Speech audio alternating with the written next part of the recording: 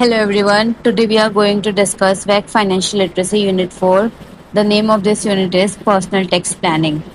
सबसे पहले हम समझेंगे बेसिक टैक्स स्ट्रक्चर क्या है इंडिया में पर्सनल टैक्स का। इंडिया में टैक्स सिस्टम ड्यूअल है। इसका मतलब गवर्नमेंट भी टैक्स कलेक्ट करती है और स्टेट गवर्नमेंट भी टैक्स कलेक्ट करती है, इंडिविजुअल और बिजनेसेस दोनों से। पर्सनल लेवल पर सबसे इम्पोर्टेंट टैक्स होता है इनकम टैक्स, जो एक डायरेक्ट टैक्स होता है। लेकिन जब हम गुड्स से सर्विसेज खरीदते हैं तब हम इनडायरेक्ट टैक्स भी देते हैं, जिसे हम जीएसटी बोलते हैं। What is personal tax? Personal tax वो टैक्स होता है जो इंडिविजुअल अपनी पर्सनल इनकम पर पे करता है। ये टैक्स कंपनीज या फर्म के लिए नहीं होता है। ये मेनली इनकम टैक्स एक्ट 1961 के अंडर रेगुलेट होता है। तो पर्सनल इनकम के सोर्सेज क्या क्या होते हैं? सैलरी एक सोर्स होता है। आप किसी बिजनेस या प्रोफेशन को फॉलो कर रहे हो, वो सोर्स हुआ। जैसे प्राइवेट क्लिनिक, हाउस प्रॉपर्टी आपके पास जिससे आप रेंट जनरेट कर रहे हो। कैपिटल गेन्स, जैसे आपने शेयर या प्रॉपर्टी को बेचा, उससे जो प्रॉफिट अर्न किया। अदर सोर्सेज जैसे bank interest, lottery etcetera. India में इनकम टैक्स स्लैब कैसे हैं? अब अगर हम ओल्ड रिजीम की बात करें तो उसमें इनकम स्लैब में अगर किसी की इनकम 0 to 2.5 लाख की है तो वो उसको नील टैक्स रेट पे करना होगा। अगर 2.5 to 5 लाख के बीच है तो 5% पे करना होगा। 5 to 10 लाख है तो 20% पे करना होगा। अगर अबव 10 लाख है तो 30% पे करना होगा। अगर हम न्यू रिजीम की बात करें, कोई मेजर डिडक्शंस नहीं मिलते इसमें, और ओल्ड रिजीम में डिडक्शंस मिलते हैं 18C, 18D एक्सेट्रा, पर न्यू रिजीम में कोई डिडक्शन नहीं मिलते। अगर हम इनकम स्लैब की बात करें, अगर किसी की 3 लाख तक इनकम है तो नील पे करना होगा। अगर 3 to 6 की है तो 5%, 6 to 9 लाख है तो 10%, 9 to 12 लाख है तो 15%, 12 to 15 लाख है तो 20%, अगर अबव 15 लाख है तो 30%। तो जब आप अपना आईटीआर फाइल करते हो तो आप इन दोनों में से एक रिजीम को चूज कर सकते हो। Now role of central and state government in taxation. India का सिस्टम फेडरल है, जिसमें सेंटर और स्टेट दोनों टैक्स कलेक्ट करते हैं। कॉन्स्टिट्यूशन ने टैक्स पावर को 3 लिस्ट में डिवाइड किया है: central government taxes, state government taxes and share taxes. तो सेंट्रल गवर्नमेंट टैक्सेस में कौन कौन से टैक्सेस आते हैं? सबसे पहले आता है income tax, except agriculture. Agriculture state level matter होता है, तो उसमें सेंट्रल गवर्नमेंट इन्वॉल्व नहीं होती। सेकेंड, कॉर्पोरेट टैक्स, जो कंपनीज पे चार्ज होता है। फिर आता है सीजीएसटी, सेंट्रल जीएसटी टैक्स, जो गुड्स एंड सर्विसेज टैक्स होता है, सेंट्रल लेवल पे चार्ज होता है ये। कस्टम ड्यूटी, जो इम्पोर्ट और एक्सपोर्ट्स पे होता है। एक्साइज ड्यूटी, जो पेट्रोल, लिक्विड, इन सब पे होता है। फिर आता है स्टेट गवर्नमेंट टैक्सेस, एसजीएसटी होता है इसमें। स्टेट जीएसटी टैक्स होता है, ये गुड्स एंड सर्विसेज पे चार्ज होता है बट स्टेट लेवल पे। स्टेट एक्साइज ड्यूटी होता है, पेट्रोल, लिक्विड, स्टेट लेवल पे। स्टैम्प ड्यूटी होता है, जो प्रॉपर्टी के ट्रांसफर पे चार्ज होता है। लैंड रिवेन्यू, अगर कोई अर्न कर रहा है तो उस पर टैक्स लगता है। रोड टैक्स लगता है, व्हीकल टैक्स लगता है, ये स्टेट लेवल मैटर है। फिर आता है शेयर टैक्सेस, जिसको हम जीएसटी बोलते हैं। ये टैक्स सेंटर और स्टेट दोनों कलेक्ट करते हैं। What are the types of taxes in India? First is direct taxes. ये टैक्सेस सीधा गवर्नमेंट को पे किया जाता है बाय इंडिविजुअल्स और कंपनीज। ये जनरली इनकम टैक्स जो इंडिविजुअल्स पे करती है अपने सैलरी, बिजनेस इनकम, रेंट, इन सब के ऊपर। कॉर्पोरेट टैक्स जो कंपनीज पे करती है, कंपनी के प्रॉफिट पर लगता है ये। कैपिटल गेन टैक्स सबको पे करना होता है, अगर किसी के पास शेयर, प्रॉपर्टी बेचने से कोई प्रॉफिट मिल रहा है तो उसका टैक्स पे करना। सिक्योरिटीज ट्रांजेक्शन टैक्स इन्वेस्टर्स पे करते हैं ये शेयर मार्केट ट्रांजेक्शन्स पर। इसके फीचर्स क्या है? टैक्स पे करना बेस्ड होता है एबिलिटी टू पे, जो जितना पे कर सकता है। जैसे अगर रिच है तो उसके ऊपर ज्यादा टैक्स लगेगा, अगर कोई पुअर पर्सन है तो उसके ऊपर कम टैक्स लगेगा, क्योंकि उसकी इनकम प्रोग्रेसिव नहीं है। और ये होता है प्रोग्रेसिव टैक्स, इनकम बढ़ेगा तो टैक्स भी बढ़ेगा इसमें। डिडक्शन एंड रिबेट्स अलाउड होते हैं, जैसे 18C और 18D। आगे हम पढ़ेंगे इसके बारे में। दूसरा टैक्स होता है इनडायरेक्ट टैक्सेस। ये टैक्स लोग डायरेक्टली पे नहीं करते, बल्कि जब कोई प्रोडक्ट या सर्विस खरीदते हैं तब सेलर कलेक्ट करता है और गवर्नमेंट को देता है। टैक्स नेम होते हैं GST, goods and services tax. फिर आता है कस्टम ड्यूटी, इम्पोर्ट और एक्सपोर्ट पे लगता है, सेंट्रल गवर्नमेंट कलेक्ट करती है। फिर आता है एक्साइज ड्यूटी, अल्कोहल और पेट्रोल पे लगता है, सेंट्रल और स्टेट दोनों गवर्नमेंट कलेक्ट करती है। फीचर्स क्या होता है? रिग्रेसिव नेचर होता है, सबको पे करना होगा, रिच और पुअर सब पर सेम रहता है। ये आइटम के प्राइस में इंक्लूडेड होता है, पर्सनल इनकम से एडजस्ट नहीं होता, ना कोई रिडक्शन मिलती है इसमें। अब हम पढ़ेंगे GST, goods and services tax. What is GST? GST एक सिंगल इनडायरेक्ट टैक्स है जो पहले लगने वाले मल्टीपल टैक्सेस जैसे VAT, service tax, excise duty को रिप्लेस करता है। इसका मेन एम होता है one nation one tax. It was launched on 1 July 2017 in India. इसके की फीचर्स क्या है? हर स्टेज पे कलेक्ट होता है, मैन्युफैक्चरिंग से कंजप्शन तक, पर हर लेवल पर इनपुट टैक्स क्रेडिट मिलता है। जो टैक्स ऑलरेडी पे हुआ होगा उसका बेनिफिट मिलता है।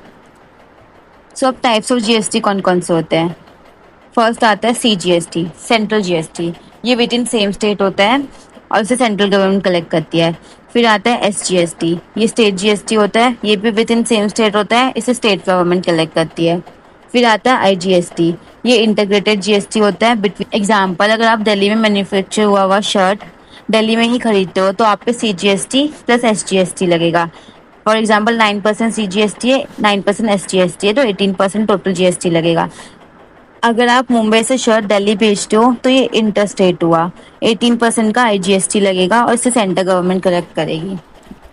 Now we will understand tax planning. So what does it mean? Tax planning का मतलब है अपनी इनकम, एक्सपेंसेस, सेविंग्स और इन्वेस्टमेंट को इस तरह मैनेज करना कि आप कम से कम टैक्स पे करें, वो भी पूरी तरह लीगल तरीके से, जो इनकम टैक्स एक्ट 1961 के अंडर अलाउड हो। टैक्स प्लानिंग इलीगल नहीं होती है, ये एक स्मार्ट और लीगल स्ट्रेटेजी होती है अपना टैक्स का बर्डन रिड्यूस करने के लिए। एग्जाम्पल, अगर किसी की एनुअल इनकम ₹10 लाख है और वो ₹1,50,000 इन्वेस्ट करता है टैक्स सेविंग स्कीम्स में, जैसे public provident fund, life insurance corporation या लिक्विडिटी लिंक सेविंग स्कीम्स में, तो उसकी टैक्सेबल इनकम ₹8,50,000 हो जाती है। 1,50,000 रिड्यूस हो जाता है। अब जो टैक्स चार्ज होगा सिर्फ 8,50,000 पे होगा। तो ये बेनिफिट आपको सेक्शन 18C के अंडर मिलता है ओल्ड रिजीम में। Now what are objectives of tax planning? Tax planning करने के पीछे कुछ मेन गोल्स होते हैं। First, to reduce tax liability. आप अपना टैक्स बर्डन कम करना चाहते हो, इसलिए आप टैक्स प्लानिंग करते हो और चूज करते हो ओल्ड रिजीम या न्यू रिजीम के बीच में, या आप कैसे इन्वेस्टमेंट करके बेटर चॉइस ले सकते हो। Second, to ensure financial stability. Tax planning का मतलब है अपने फाइनेंसिस को स्मार्टली प्लान करना। आप ज़्यादा सेव कर पाते हो, जो आपकी लॉन्ग टर्म स्टेबिलिटी बनाता है, क्योंकि आप कहीं पे इन्वेस्ट करोगे तो सेव भी करोगे।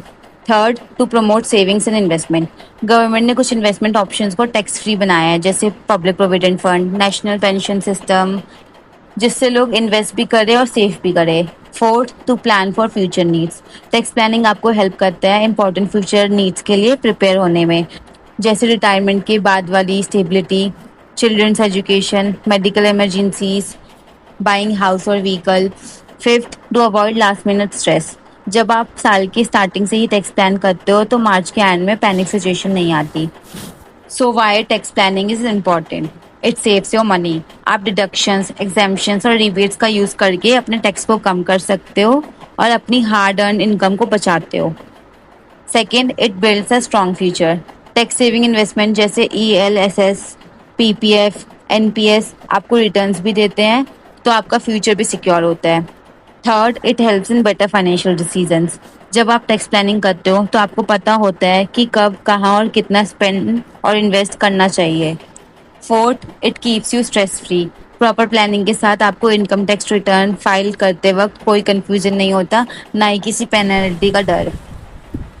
Now we will understand types of tax planning. India में mainly 3 types of tax planning होते हैं, जो टाइम और पर्पस के बेसिस पर डिवाइड होते हैं। First, short term tax planning.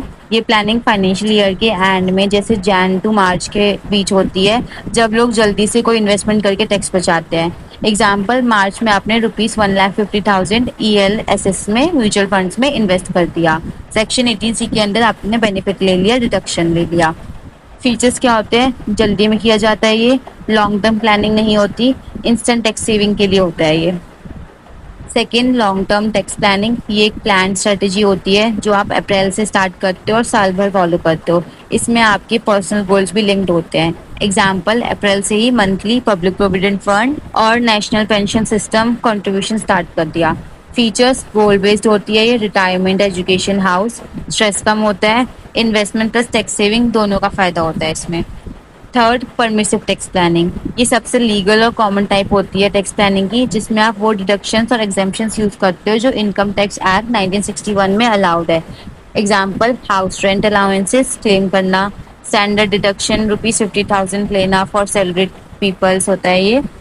Section 18D under health insurance premium claim करना। फीचर्स फुल्ली लीगल होता है, गवर्नमेंट एनकरेज्ड होता है, मोस्टली सैलरीड लोग यूज करते हैं इसे। Now purpose of tax planning. Tax planning का मेन रीजन सिर्फ टैक्स बचाना नहीं बल्कि पूरे फाइनेंशियल लाइफ को बेटर बनाने का भी होता है। की पर्पसेस क्या होते हैं? Safe tax legally, use all sections जैसे section 18C, PPF, ELSS, LIC, section 18D health insurance, section 24B home loan interest. Second, increase savings and wealth. आप सिर्फ टैक्स नहीं बचाते बल्कि रिटर्न्स भी कमाते हो through smart investments. Third, achieve financial goals. Plan कर सकते हो बच्चे की एजुकेशन या शादी, अपना retirement, emergencies, medical fund, car या house purchase. Fourth, peace of mind. आपको आईटीआर फाइलिंग के टाइम टेंशन नहीं होता और ना ही आपको आईटी डिपार्टमेंट का नोटिस पेनल्टीज का डर होता है। Next, how to get started with tax planning. अगर आप टैक्स प्लानिंग स्टार्ट करना चाहते हो तो ये 6 सिंपल स्टेप्स फॉलो करो। Step 1, know your income. अपनी टोटल इनकम कैलकुलेट करो, salary, business profession income, rent, bank interest, capital gains etcetera. Step 2, understand tax slabs. Old regime, new regime के बारे में स्टडी करो, क्या आपके लिए बेटर रहेगी। Third, track your expenses and investment. जिन चीज़ों पे आप ऑलरेडी खर्च कर रहे हो या इन्वेस्ट कर रहे हो उनका रिकॉर्ड बनाओ, जैसे LIC, tuition fees, home loan EMI, PPF etcetera. Step 4, identify deductions and exemptions. Use करने लायक टैक्स बेनिफिट को समझो। सेक्शन 18C ₹1,50,000 तक का इन्वेस्टमेंट डिडक्शन देता है अगर आपने कहीं पे इन्वेस्ट करे हैं तो। Section 18D health insurance premium का डिडक्शन देता है। स्टैंडर्ड डिडक्शन स्ट्रेटली ₹50,000 का डिडक्शन मिलता है। हाउस रेंट अलाउंसेस और लीव ट्रैवल अलाउंसेस को देखो अगर एप्लीकेबल है तो। Step 5, choose right investment options. जो टैक्स सेविंग के साथ रिटर्न्स भी दे उनमें इन्वेस्ट करो, जैसे public provident fund, equity link saving scheme, national pension system, life insurance, health insurance. Step 6, file ITR on time. Income tax return को due date से पहले ही फाइल करो गवर्नमेंट के ऑफिशियल वेबसाइट पे। अब हम समझेंगे exemptions of allowances for salaried employees.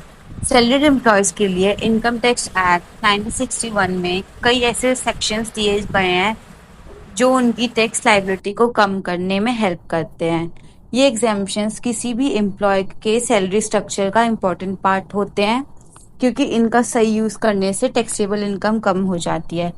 पहला आता है हाउस रेंट अलाउंसेस। ये सेक्शन 10 के अंदर आता है 30 में।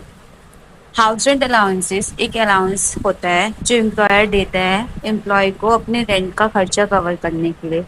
तो इसमें क्या होता है, जो एम्प्लॉयर अपने एम्प्लॉयर को जो खर्चा देता है उसके कुछ परसेंट पे ही टैक्स लगता है, बाकी पे टैक्स एग्जेम्प्ट होता है। मतलब आपकी पूरी इनकम पे टैक्स नहीं लगेगा अगर आपके पास हाउस रेंट अलाउंसेस है।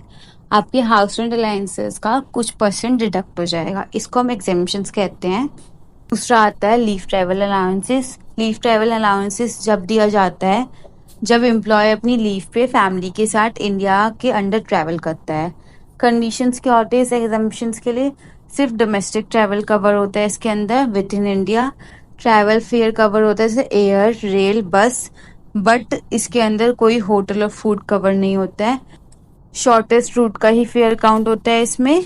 और ब्लॉक ऑफ 4 कैलेंडर्स ईयर्स में सिर्फ 2 जर्नीज एग्जेम्प्ट होती है इसमें कि इतने का पे मिलेगा आपको और उस इनकम पे टैक्स नहीं लगेगा या कुछ परसेंट पे लगेगा। फैमिली में स्पाउस, मैक्स 2 चिल्ड्रेन जो 1998 के बाद बॉर्न हुए हैं, डिपेंडेंट जैसे पेरेंट्स और सिबलिंग्स अलाउड होते हैं। प्रूफ जरूरी होता है इसमें देना, tickets, boarding pass, invoices etcetera, तभी आपको ये अलाउंसेस मिलेगा और इसके बाद ही आपको इस पर एग्जेम्पशन मिलेगा। इसका मतलब ये है जब आप अपना आईटीआर भरोगे तो आप उसमें ये डिटेल्स डालोगे तो आपका ये इनकम एग्जेम्प्ट होगा कि आपको ये चीज कंपनी से प्रोवाइड हुई थी, पर इस पे आपका टैक्स नहीं जाएगा और अगर जाएगा भी तो सिर्फ कुछ परसेंट पे जाएगा। थर्ड है स्टैंडर्ड डिडक्शन। ये सेक्शन 16 के अंदर आता है। ये एक फ्लैट डिडक्शन होता है ₹50,000 पर ईयर का जो सैलरीड और पेंशन इंडिविजुअल्स को मिलता है। इसके लिए कोई बिल, रिसिप्ट या प्रूफ देना नहीं पड़ता, एम्प्लॉयर खुद ही सैलरी से डिडक्ट कर लेता है। इसमें हर एम्प्लॉय को मिलता है चाहे एक्सपेंसेस हो या ना हो। अगर किसी की सैलरी ₹6 लाख पर ईयर है तो उसकी सिर्फ ₹5,50,000 पे ही टैक्स लगेगा। Fourth, relief on salary arrears, ये सेक्शन 89(1) के अंदर आता है। अगर किसी एम्प्लॉय को पुरानी सैलरी मीन्स एरियर्स या एडवांस सैलरी मिलती है तो उसकी इनकम एक ही साल में हायर दिखती है, जिससे टैक्स स्लैब चेंज हो सकता है, जो अनफेयर होता है। तो सेक्शन 89 प्रोवाइड्स रिलीफ। आपकी इनकम को पिछले साल के अकॉर्डिंग रिकैलकुलेट किया जाता है। एवरेज टैक्स कैलकुलेट करके आपको रिलीफ मिलता है। फॉर्म फिल करना होता है आपको 10E का, और ये ज़रूरी होता है, तभी आप इसको क्लेम कर पाओगे इस रिलीफ को।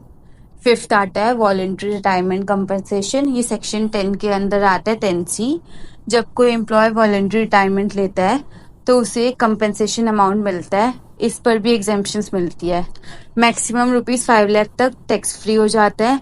सिर्फ once in a lifetime claim कर सकते हैं ये। स्कीम को रूल 2BA के गाइडलाइंस के अकॉर्डिंग होना चाहिए। सेल्फ एम्प्लॉयड लोग इस बेनिफिट के लिए एलिजिबल नहीं होते। एग्जाम्पल, अगर एक एम्प्लॉय को ₹7 लाख मिलता है VRS पे तो ₹5 लाख एग्जाम्प्ट है, ₹2 लाख टैक्सेबल होगा। Sixth is leave encashment, section 10A के अंदर आता है। अगर कोई एम्प्लॉय अपनी छुट्टियों को कैश में कन्वर्ट करता है जॉब छोड़ते वक्त या रिटायरमेंट पे, तो इस पर भी एग्जाम्पशन मिलता है। तो इसके लिए रिक्वायरमेंट होती है, गवर्नमेंट एम्प्लॉयज होता है, फुल लीव इनकैशमेंट मिलता है और टैक्स फ्री होता है। नॉन गवर्नमेंट एम्प्लॉय के लिए फुल्ली फ्री नहीं होता, इसमें कुछ सिचुएशंस फॉलो करनी होती है। सेवेंथ आता है रिम्यूनरेशन टू फॉरेन नेशनल्स, ये सेक्शन 10(6) के अंदर आता है। ये एग्जाम्पशन फॉरेन नेशनल्स के लिए होती है जो इंडिया में शॉर्ट टर्म या स्पेसिफिक रोल्स के लिए काम करता है। इसमें foreign diplomats, consultant staff, employees of foreign companies who stay in India more than 90 days, foreign ship के अगर क्रू मेंबर्स है, फॉरेन गवर्नमेंट से फंडेड टीचर्स या प्रोफेसर है, तो उनको ये एग्जाम्पशन मिलेगा। एग्जाम्पल, अगर एक प्रोफेसर शॉर्ट प्रोजेक्ट के लिए इंडिया आता है और US गवर्नमेंट से सैलरी मिलती है तो ये एग्जाम्प्ट हो सकती है। नेक्स्ट, डिजास्टर कंपनसेशन, ये सेक्शन 10(10)BC के अंदर आता है। अगर किसी इंडिविजुअल को नेचुरल डिजास्टर, एक्सीडेंट, रायट या टेररिस्ट अटैक की वजह से लॉस होता है तो उस पर कंपनसेशन मिलता है, तो ये अमाउंट भी एग्जाम्प्ट हो सकता है bye the help of government, local authority या अप्रूव्ड इंस्टीट्यूशन। एग्जाम्पल, अर्थक्वेक से प्रॉपर्टी डैमेज होने पर मिलने वाला कंपनसेशन। अगर कोई कंपनसेशन मिला आपको तो वो एग्जाम्प्ट हो जाएगा आपकी टैक्सेबल इनकम से। Next topic is deduction. So what is deduction in income tax? Deduction का मतलब होता है अपनी टैक्सेबल इनकम को कम करना by claiming some specific expenses या इन्वेस्टमेंट्स जो इनकम टैक्स एक्ट के अंडर अलाउड है। जब आपकी टैक्सेबल इनकम कम होती है तो आपका इनकम टैक्स भी ऑटोमेटिकली कम हो जाता है। एग्जाम्पल, अगर आपकी सैलरी ₹6 लाख पर ईयर है, अगर आप ₹1,50,000 इन्वेस्ट करते हो LIC, BPF, ELSS या होम लोन में अंडर सेक्शन 18C, तो टैक्सेबल इनकम आपकी हो जाएगी ₹4,50,000। अब टैक्स सिर्फ ₹4.5 लाख पर लगेगा, ना कि पूरे ₹6 लाख पर। So most commonly used reduction sections कौन कौन से होते हैं? फर्स्ट आता है सेक्शन 18C, ये मोस्ट पॉपुलर रिडक्शन होता है। इस सेक्शन के अंदर आप ₹1,50,000 तक की रिडक्शन क्लेम कर सकते हो हर फाइनेंशियल ईयर में। इसके अंदर इन्वेस्टमेंट और एक्सपेंसेस अलाउड होते हैं, जैसे LIC प्रीमियम में आपने इन्वेस्ट करा है, PPF में करा है, ELSS में करा है, 5 ईयर FD में करा है, या चिल्ड्रन की ट्यूशन फीस में करा है, मैक्स 2 बच्चों का इंक्लूडेड है, या होम लोन प्रिंसिपल रीपेमेंट, तो इसमें आपको रिडक्शन मिल सकती है अगर आप ITR सही से फाइल करो। सेकंड आता है सेक्शन 18D, ये हेल्थ के इंश्योरेंस प्रीमियम को एक्सक्लूड करने में हेल्प करता है। इस सेक्शन में आप मेडिकल इंश्योरेंस प्रीमियम की रिडक्शन क्लेम कर सकते हो। लिमिट होती है इसकी ₹25,000 फॉर सेल्फ और प्लस फैमिली, और ₹50,000 एडिशनल फॉर सीनियर सिटीजन और पेरेंट्स। नेक्स्ट, सेक्शन 18TTA और section 18TTB, interest on saving पे मिलता है। ये आप अपने सेविंग्स अकाउंट या फिक्स डिपॉजिट के इंटरेस्ट पर भी डिडक्शन ले सकते हो।